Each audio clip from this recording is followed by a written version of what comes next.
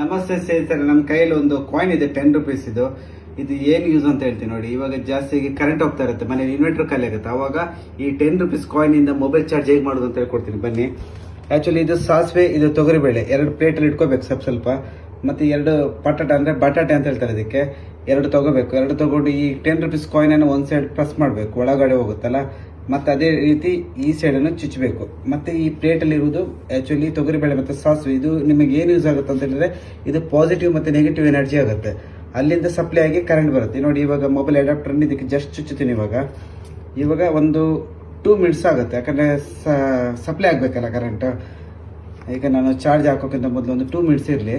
2 minutes ಬೇಡ, ಒಂದು 10 seconds ಸಾಕು ಆ್ಯಕ್ಚುಲಿ. ನೋಡಿ ಇವಾಗ ಹೇಗೆ ಚಾರ್ಜ್ ಆಗುತ್ತೆ ನೋಡಿ. ಈಗ ನೋಡಿ ಚಾರ್ಜಿಂಗ್ ಆಗ್ತಾ ಇದೆ.